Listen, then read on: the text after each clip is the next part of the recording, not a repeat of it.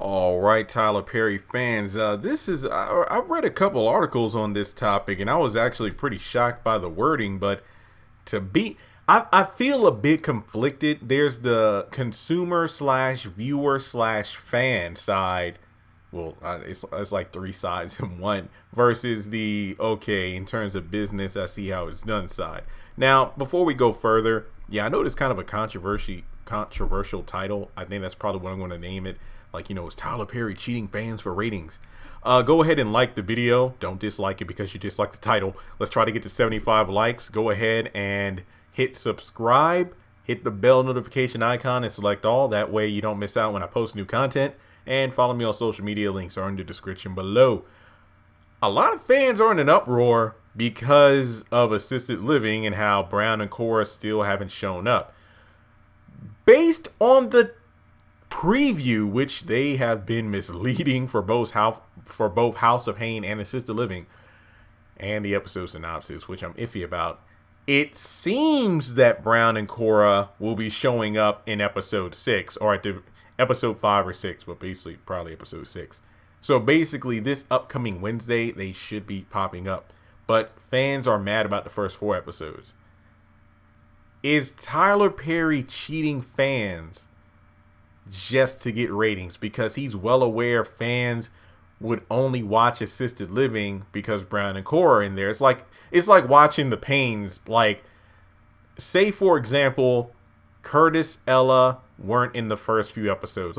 Let's just say that the original cast weren't even there. CJ and his family and Calvin. Let's say they weren't even there. Let's just say they weren't even there. Let's say if we were watching the Paynes, it was Joanne, her son, Nyla, her kids, and Kendrick. Let's say it was just them. But you know what? Let's reduce it to just 4 characters. I mean, well, no, 5 works because, wait. Yeah, 5 would work. No Kendrick. Let's just say it was Joanne, her son, and then Nyla and her 2 kids. 5 characters because Nyla volunteers at the church. So technically, she will be in contact with Joanne.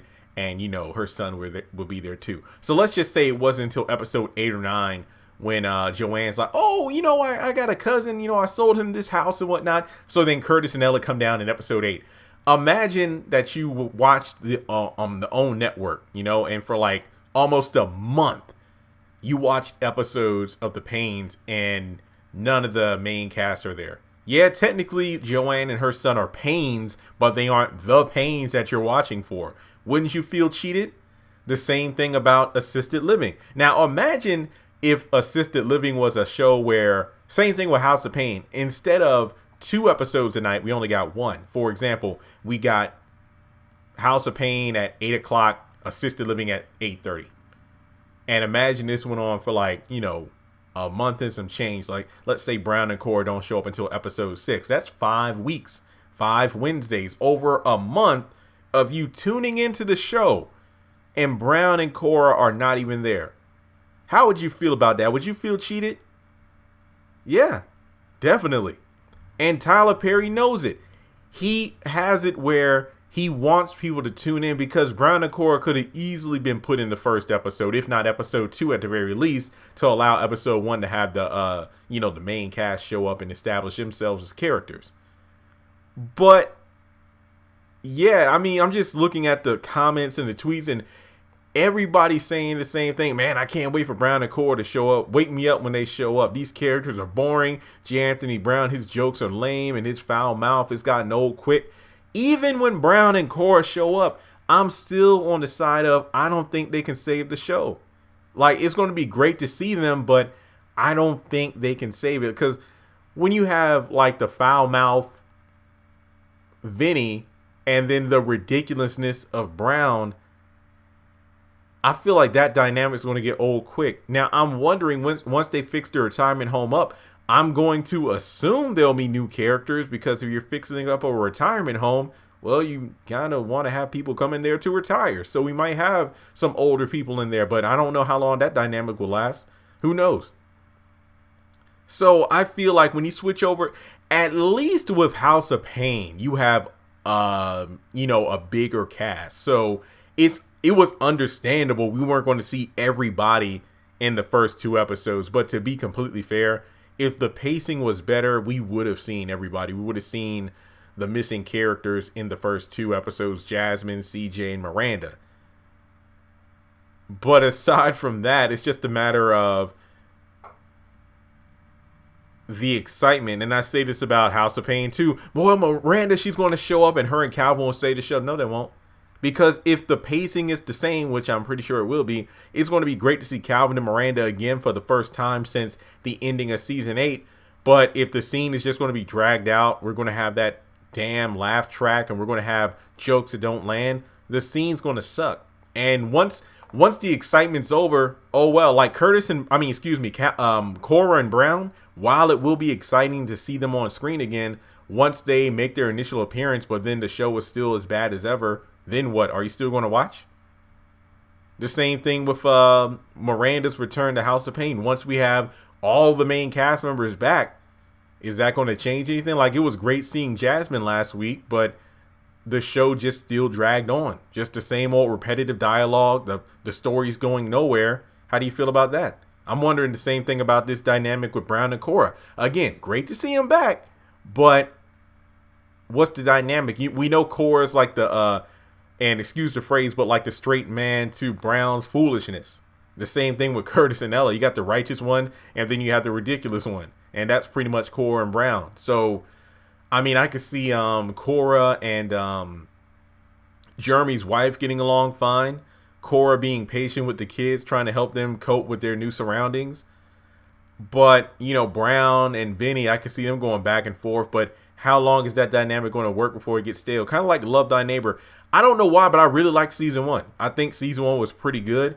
But at some point, I don't know why, but season 2, I don't know if it was the quality or what, but it just kind of fizzled out for me. Like Hattie, while funny, I can only take her in small doses. I can't really see her in her own show because it's like, how many times do we have to deal with the whole her saying something it's like she says something, but it's not what we expect it to be, you know, or it's just as episode 4, House of Payne, the old people game where they say something, or the selective hearing thing. It's like, honestly, that explains a lot about these shows. This selective hearing, like, what'd you say? I didn't say anything. Say it again.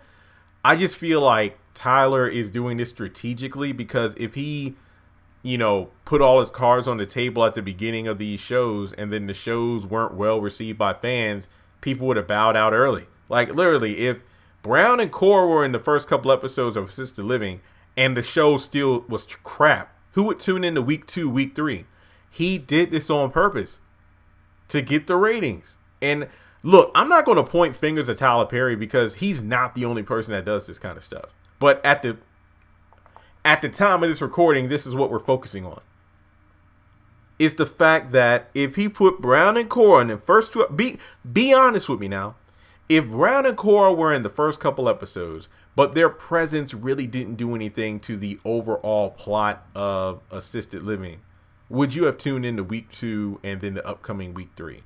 Same thing with House of Payne. If you had all the characters in there, would you have, well, I feel like everybody would have tuned into week 2 because the Calvin and Miranda thing, but I think that he's placing these people on the board like a game of chess, and he knows what to do to get his audience to watch.